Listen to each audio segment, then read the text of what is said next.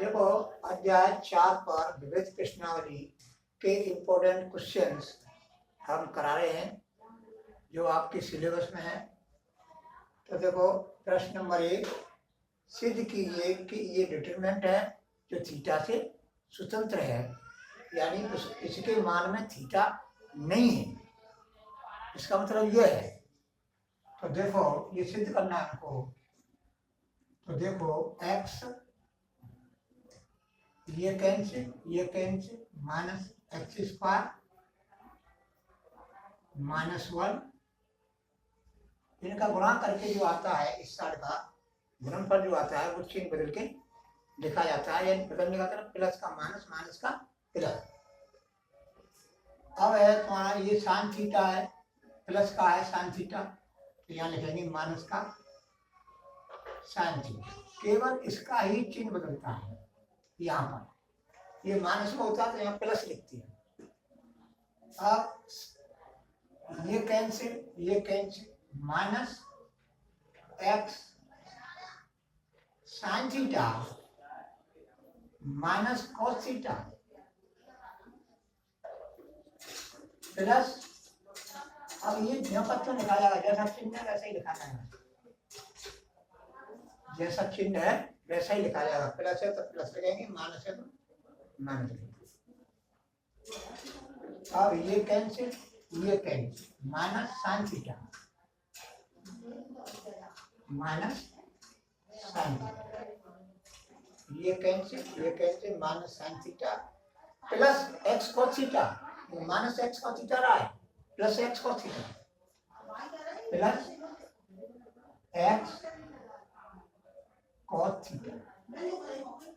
अब हम क्या करेंगे कि इसमें x का गुणा कर देंगे, तो minus x cube minus x plus x sine square theta plus minus का minus plus sine theta cos theta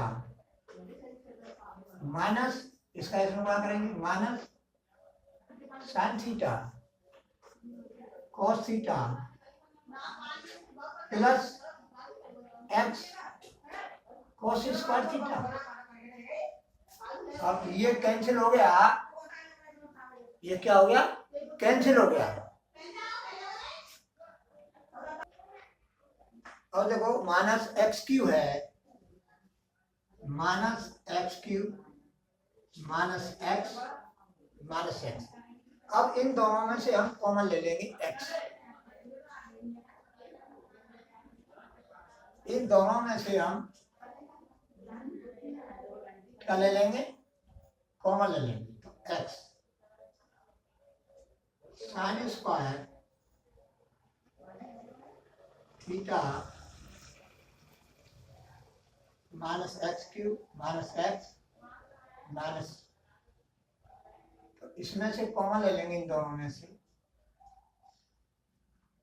तो sign square theta plus cos square theta. अब ये किसके बराबर हो गया, 1 के बराबर।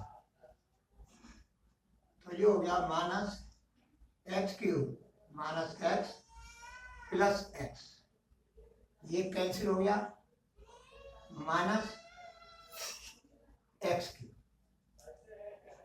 माइनस एक्स क्यूब जो थीटा से स्वतंत्र है, जो थीटा से स्वतंत्र है।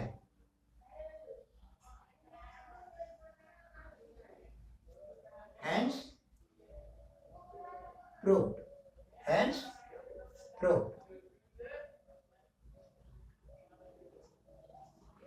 इस तरह से ये सिद्ध हो गया। और दोबारा से समझा रहा हूं, दोबारा से समझो कि x ले लिया, ये cancel minus x square minus sine theta, कोष्टक में ये कैंसिल हो जाएगा, ये कैंसिल हो जाएगा, एक्स का मान माइनस साइन थीटा हो जाएगा, तो minus x sign theta minus क्या हो जाएगा, देखो ये है ना, तो ये कैंसिल तो minus x sign theta minus cos theta plus cos theta ये, और ये cancel minus sine theta plus x cos theta.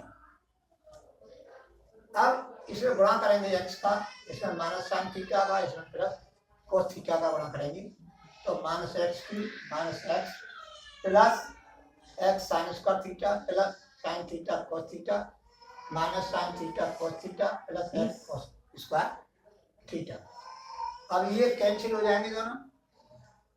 अब ये जब तो बता लिया हमने, अब एक्स इसमें से इसमें से और इसमें से हमने कॉमन ले लिया, तो sign square theta plus cos square theta. अब ये त्रिकोणमिति में आप जानते हैं कि sign square theta plus cos square theta हो या cos square theta plus sign square theta हो, एक के बराबर होता है।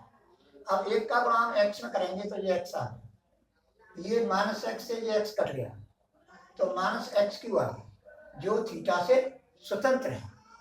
हैंस प्रूफ, ये हमको सिद्ध करना है।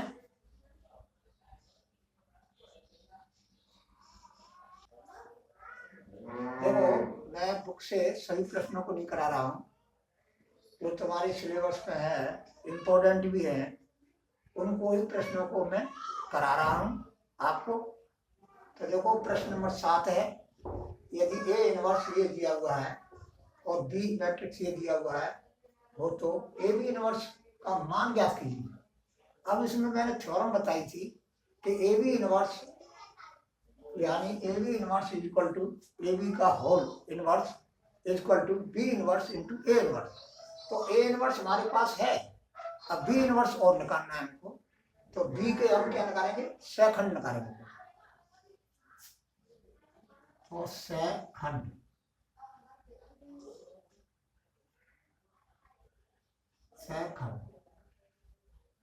देखो अक्सर करके अधिकांश ऐसा देखा गया है कि कोफैक्टर में गलतियां होती हैं, तो पेपर में ऐसा ना हो, बड़े कंसंट्रेटेड माइंड से प्रश्नों को हल करना है। तो B11, अब देखो यहाँ पर जोड़ सम आ रहा है, एक और एक दो, तो हम जो है यहाँ पर अगर इनका विषम आता जोड़ तो यहाँ पर हम माइनस लगाते, तो B11, तो पहली पंक्ति पहला स्तंभ यानी 3 ऋण 0 बराबर 3। B12, अब देखो एक और दो कितने हो गए, 3 क्या है, विषम है, तो यहाँ पर हम माइनस लगा देंगे। अब ये कैंसिल एक गुणा ऋण 1 करेंगे तो ऋण 1, और 0 गुणा 0 करेंगे 0 आया, तो बराबर 1। B13, और देखो 1 और 3 कितने हो गए, 4, सम हो गया, तो यहाँ पर कोई चिन्ह नहीं लगाएंगे, यानी प्लस का होता है। 13 ये कैंसिल, तो ये 2 ऋण 0 या 2 ऋण 0 2 बराबर 2। अब ये पहली पंक्ति के हो गए, पहली पंक्ति के लोगों के सेकंड हो गए, और दूसरी पंक्ति के B21 माइनस 2 और 1 3 दिशा में, तो माइनस लगा दें। अब ये कैंसिल 2 ऋण 4, क्यों, ऋण 2 गुणा ऋण 2 करेंगे तो 4 होगा, धन के 4, ऋण का 4 लिखा जाएगा। ये कैंसिल तो 2 ऋण 4, अब ये क्या हो गया, ऋण 2 होगा, इसका हल ऋण 2 का गुणा ऋण में करेंगे तो धन के 2 हो जाएगा। अब B22, 2 और 2 कितने हो गए, 4 क्या है, सम। B22, आप देखो ये कैंसिल 1 ऋण 0, यानी बराबर 1। B23 माइनस 23 तो 23 दूसरी पंक्ति तीसरा स्तंभ तो ऋण 2 माइनस 0 यानी बराबर 2। अब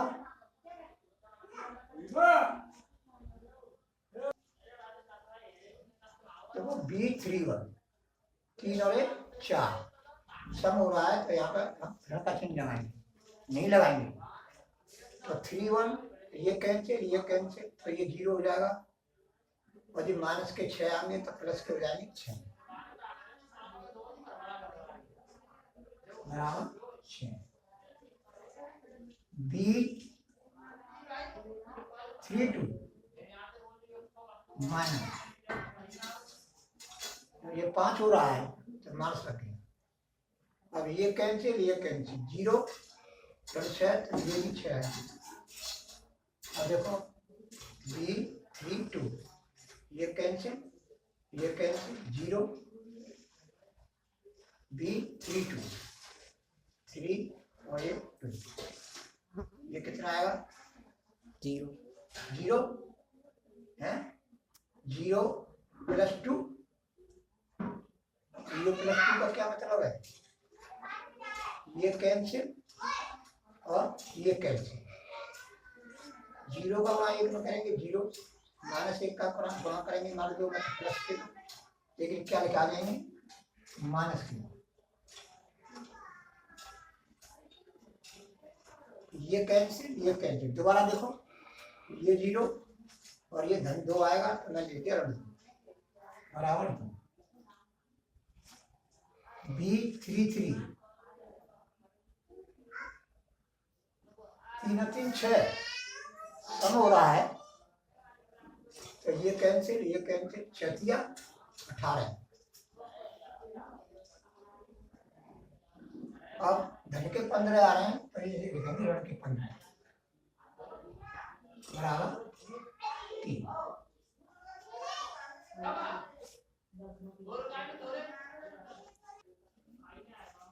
अब देखो ये मैं दोबारा समझा रहा हूँ यहाँ पर मिस्टेक हो गई थी B33 तो इसका मतलब है ये कैंसिल और ये कैंसिल तो 3 1 3 धन 2 3 धन 2 यानी बराबर 5। अब यहाँ से एडजॉइंट B 3 1 2 3 1 2 2 1 2 2 1 2 6 2 5 6 2 5 इस तरह से हमने एडजॉइंट B निकालेंगे।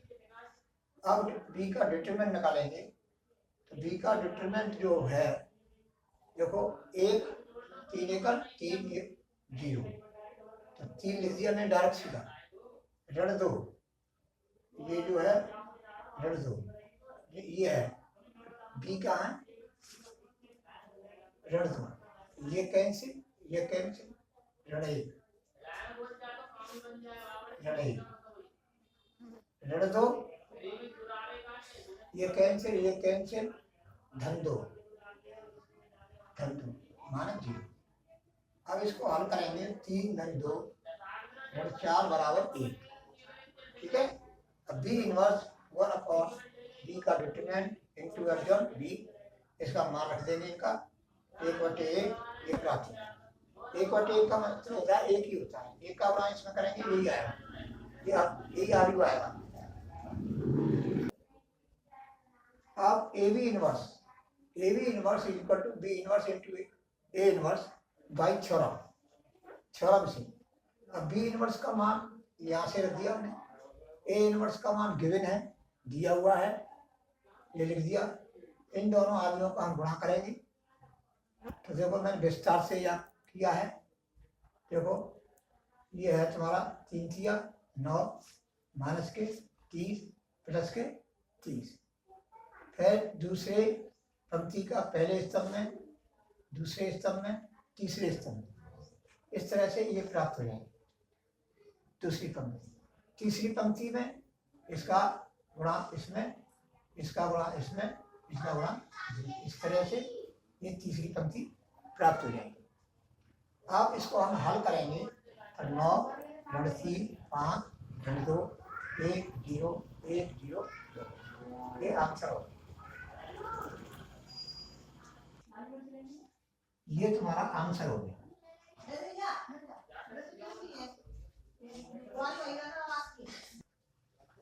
देखो भाई, ये आज मैंने 2 प्रश्न बताए हैं, इम्पोर्टेंट हैं, ये विविध प्रश्नावली के हैं। इनके उदाहरणों को और देख लेना, क्या उदाहरण हल किए हुए हैं उसमें। और ये जो है प्रश्न नंबर 7 और एक प्रश्न नंबर 1, ये 2 कराए हैं, ये इम्पोर्टेंट है इसलिए मैंने ये कराए हैं। और ये अगर वीडियो पसंद आई हो तो लाइक शेयर तथा सब्सक्राइब अवश्य करें।